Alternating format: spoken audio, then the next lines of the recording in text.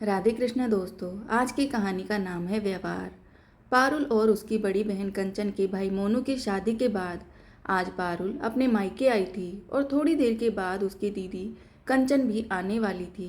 पारुल मायके पहुंची तो उसने देखा कि उसकी भाभी आंगन में झाड़ू लगा रही थी और उसकी माँ गुस्से से चिल्लाते हुए कह रही थी कि अभी थोड़ी देर में मेरी दोनों बेटियां घर आने वाली हैं और तेरा काम ही खत्म नहीं हुआ है अभी तक। बहू, तू बहुत कामचोरी करती है। मेरी बेटियों में इतनी फुर्ती है कि तू तो उनका मुकाबला क्या ही करेगी। यह सुन पारुल को बड़ा बुरा लगा। उसकी भाभी को ससुराल आए हुए अभी 6 महीने ही हुए थे और माँ उससे इतने बुरे तरीके से बर्ताव कर रही थी।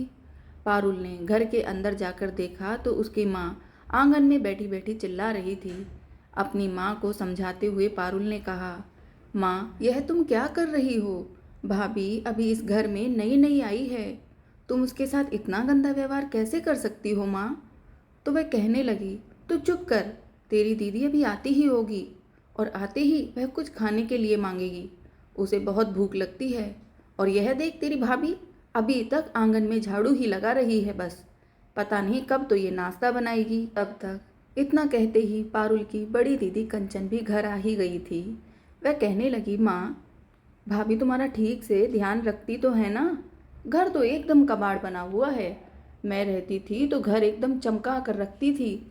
शांति जी मुंह बनाते हुए कहने लगी, बहू की माँ ने तो उसे कुछ सिखाया ही नहीं है बेटा, सब कुछ मुझे ही सिखाना पड़ता है, इसे तो कुछ आता ही नहीं है। आरती की आंखों से आंसू बहने लगे। पारुल को भी बड़ा बुरा लग रहा था।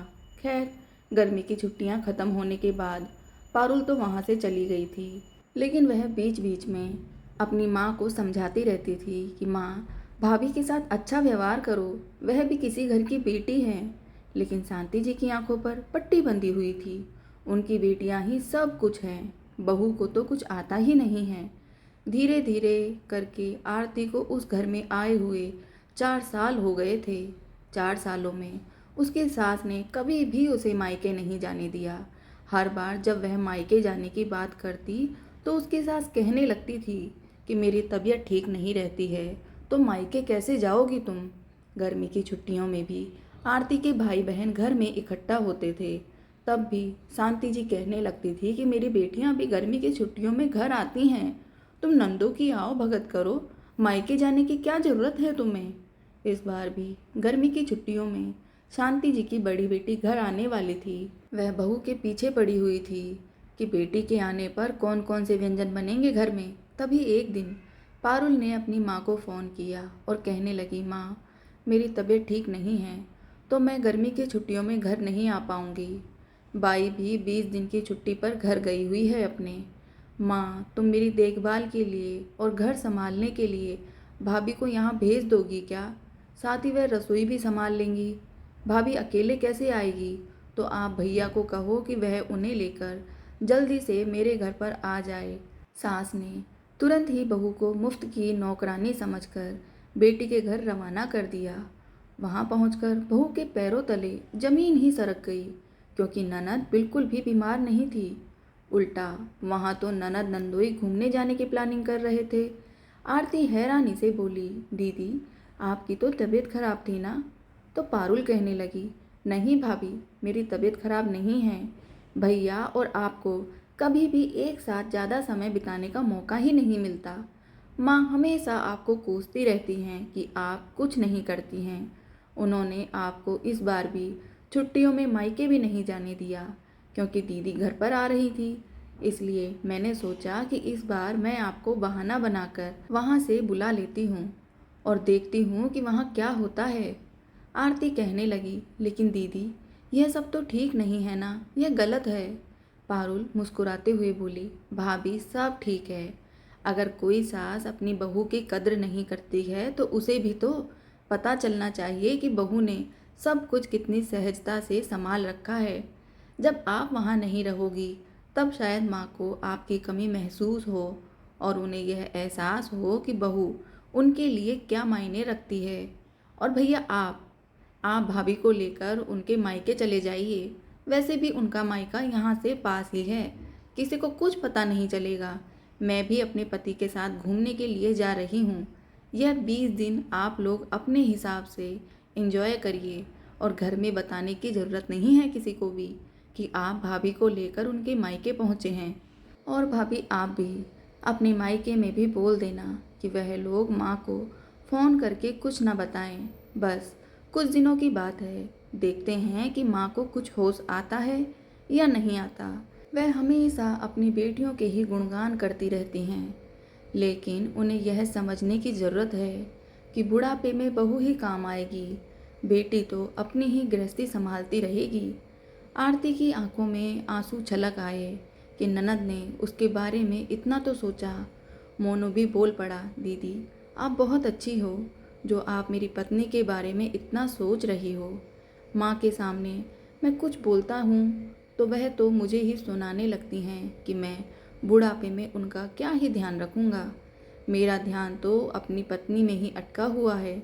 इस पर पारुल और उसके पति ने मोनू को समझाते हुए कहा, हाँ बात तो तुम ठीक कह रहे हो, लेकिन एक बात हमेशा याद रखना, आरती को ब्याह कर अपनी पत्नी बनाकर तुम ही उसे अपने घर में लेकर आए हो तो उसके सम्मान की जिम्मेदारी तुम्हारी है और उसके हक की जिम्मेदारी भी तुम्हारी ही है। तो गलत बातों पर तुम्हें अपने माता पिता के खिलाफ अपनी पत्नी के लिए आवाज़ उठानी ही पड़ेगी, वरना समय के साथ साथ रिश्ते हमेशा के लिए समाप्त होने लगते हैं। और शायद यह सब कुछ सहते सहते आरती एक दिन हमेशा के लिए तुम्हारे माँ बाप से अपने रिश्ते तोड़ ले और उनकी सेवा करने को भी ना तैयार हो, तब तुम्हें और भी ज़्यादा दुख होगा। इससे अच्छा है समय रहते अपनी जबान खोलो और घर में माँ बाप और पत्नी के बीच सामंजस्य बनाकर रखो और जो भी गलत हो उसे उस वक्त उसकी गलती का एहसास दिलाओ। कलह के डर से चुप रहोगे तो अपने ही घर को टूटता हुआ जल्दी ही देखोगे, क्योंकि यह पुरुष की ही जिम्मेदारी होती है कि वह अपनी पत्नी और अपने माँ बाप दोनों के सम्मान का ख्याल रखे। मोनू भी बहुत ध्यान से अपनी दीदी और जीजाजी की बातें सुन रहा था और सोच रहा था कि वह उनकी बातों पर अमल करेगा। खैर, ननद की योजना के अनुसार आरती अपने मायके चली गई। सब लोग उससे मिलकर बड़े खुश हो रहे थे। आज 4 सालों के बाद उसे मायके आने का मौका मिला था। मोनू भी पहली बार अपने ससुराल में रह रहा था। उसे भी बड़ा अच्छा लग रहा था। इधर शांति जी अकेले परेशान हो रही थी। बड़ी बेटी अपने बच्चों के साथ चली तो आई, लेकिन वह रसोई के कामों में मदद बिल्कुल भी नहीं कर रही थी और उनके घुटनों के दर्द ने उन्हें परेशान कर रखा था। अकेले उनसे काम हो ही नहीं रहा था, तो वह अपनी बेटी से भी रसोई के कामों में मदद मांगने लगी। तो वह कहने लगी, माँ ऐसे समय पर जब मैं आ रही थी तो तुम्हें भाभी को पारुल के पास भेजने की क्या ज़रूरत थी। तब शांति जी कहने लगी, बहू तुम्हारी सेवा में हर बार लगी रहती थी। इस बार पारुल की तबीयत ठीक नहीं थी, वह यहाँ नहीं आ पा रही थी, इसलिए मैंने उसे उसकी देखभाल करने के लिए वहाँ भेज दिया। तुम तो घर की बड़ी बेटी हो ना, क्या घर संभालने में कुछ दिनों तक मेरी मदद नहीं कर सकती। तुम्हारी बहन को आरती की ज़्यादा ज़रूरत थी तो मैं क्या करती। कंचन को बहुत बुरा लग रहा था। 1-2 दिन तो उसने किसी तरह रसोई में मदद की, फिर कहने लगी, माँ हम गोवा घूमने जाने वाले थे तो मैं बीच में तुमसे 2-4 दिन के लिए मिलने चली आई थी। अब मैं जाती हूँ, तुम जितनी जल्दी हो सके भाभी को बुला लेना। अकेले कब तक यह घर संभालती रहोगी। इतना कहकर वह तो वहाँ से अपने बच्चों के साथ चली गई। शांति जी तो अवाक सी रह गई। उन्हें बहुत बुरा लगा। यह सोचने लगी कि जब बहू घर पर रहती थी तो बेटियों के आने पर मैं दिन रात उससे उनकी आवो भगत करवाती थी, उनकी सेवा करवाती। इस बार बहू घर पर नहीं थी तो बेटी कितनी जल्दी यहाँ से चली गई। उसे यह भी नहीं दिखा कि माँ कितनी तकलीफ़ में है, अकेले कैसे बनाएगी खाना। वह उदास मन से आकर अपने पति के पास बैठ गई तो रमेश जी ने भी मौका देखकर कह दिया कि क्या हुआ, बेटी तुम्हारी देखभाल करने के लिए नहीं रुकी यहाँ पर। उसे तुम्हारी सेहत से ज़्यादा अपने घूमने फिरने की पड़ी है। एक तुम्हारी बहू है जिसे तुमने 4 सालों से उसके मायके नहीं जाने दिया कि तुम्हारे पीछे से घर कौन संभालेगा, और बेटी को तुम 4 दिन और नहीं रोक पाई। शांति जी क्या बोलती, उनकी तो बोलती ही बंद हो गई थी। क्या बोलती? वह काफ़ी दुखी थी और बहुत परेशान भी कि बेटी ने उनके दर्द को क्यों नहीं समझा, जबकि वह तो बेटी के आने पर हर बार पूरा घर सर पर उठा लेती थी और बहू को 1 मिनट की भी फुर्सत नहीं लेने देती थी। बेटी को 1 गिलास पानी भी चाहिए होता था तो वह भी बहू को ही आवाज़ लगाती थी। लेकिन आज वही बेटी उन्हें तकलीफ में देखकर भी छोड़कर भाग गई थी। अब उन्हें एहसास हो रहा था कि बहू दिन रात उनकी सेवा में एक पैर पर खड़ी रहती है, फिर भी वह उसकी कद्र नहीं करती। तभी रमेश जी गहरी आवाज़ में बोले कि अभी तो कुछ भी नहीं बिगड़ा है, लेकिन धीरे धीरे तुम्हारी जो हालत है वो और भी खराब होगी, और तुम अगर बहू से ऐसे ही कड़वा रिश्ता बनाकर रखोगी तो हो सकता है कि वह बहू भी तुम्हारी सेवा करने से इनकार कर दे। तब तुम क्या करोगी? यह बेटियां तो अपने घर, अपने परिवार, अपनी गृहस्थी में रम गई हैं। छुट्टियों में आती हैं, लेकिन हमेशा तो तुम्हें बहू के साथ ही रहना है ना। फिर भी तुम बहू के साथ कितना खराब व्यवहार करती हो, कितनी गंदी तरीके से उससे बोलती हो। शांति जी अब अकेले चूल्हा चौका संभाल रही थी। तब उन्हें समझ में आ रहा था कि बहू कितना सारा काम अकेले ही संभालती है, ऊपर से उनकी गालियाँ भी सुनती है, फिर भी मुंह से उफ तक नहीं करती है। ऐसी स्थिति में अगर वह होती तो कब का अपना ससुराल छोड़कर भाग गई होती। और बेटा भी तो अपनी पत्नी की तकलीफ देखते हुए भी उन्हें कुछ नहीं कहता है। उन्होंने बेटे को फ़ोन लगाया और कहने लगी, बेटा पारुल की तबीयत कैसी है अब? अगर वह अच्छा महसूस कर रही है तो अब तुम लोग घर वापस चले आओ, मुझे अकेले अच्छा नहीं लग रहा है। सास का फ़ोन आते ही आरती विचलित होने लगी और वह कहने लगी कि मम्मी जी की तबीयत वैसे ही खराब रहती है, अकेले ही उन्हें सब कुछ संभालना पड़ रहा है। उसने अपने पति से कहा कि 10 दिन तो हो ही चुके हैं हमें यहाँ पर, अब हम घर वापस चलते हैं। मैं सबसे मिल ली और मुझे क्या चाहिए। मोनू खुशी से खिलखिला उठा कि उसकी पत्नी को माँ की कितनी चिंता है। वह उसी दिन घर वापस लौट आया। 10 दिनों में माँ का चेहरा उतर गया था। मोनू कहने लगा, माँ तबीयत तो ठीक है ना तुम्हारी?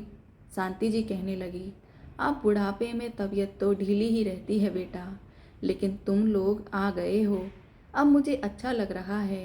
बहू रसोई की ओर जाने लगी तो शांति जी कहने लगी, बहू अभी तो तुम थकी हुई घर आई हो, रुको मैं तुम्हारे लिए चाय नाश्ता लेकर आती हूँ। यह सुनकर आरती हैरानी से अपनी सास का चेहरा देखने लगी तो वह कहने लगी, हाँ बहू इतने दिनों से रसोई तो संभाल ही रही हूँ, एक टाइम का खाना और बना लेती हूँ। लेकिन आरती नहीं मानी और कहने लगी, नहीं माँ जी, आपके घुटनों में दर्द रहता है ना, आप आराम करिए, मैं रसोई संभाल लेती हूँ, आखिर मैं किस लिए हूँ। लेकिन फिर भी उन्होंने बहू को अकेले नहीं छोड़ा और रसोई में आकर उससे बातें करते हुए उसकी मदद करने लगी। आरती सास के व्यवहार में परिवर्तन को देखकर बहुत हैरान थी और मन ही मन अपनी ननद को धन्यवाद दे रही थी। शाम को जब उसने अपनी छोटी ननद पारुल को कॉल किया तो उसने सारी बातें बताई और कहा कि लगता है कि अब माँ जी मेरे साथ प्यार से मिलकर रहेंगी। तो पारुल कहने लगी, भाभी माँ में यह बदलाव आना जरूरी था, उन्हें भी सच्चाई देखनी जरूरी थी कि एक समय के बाद बहू ही काम आती है।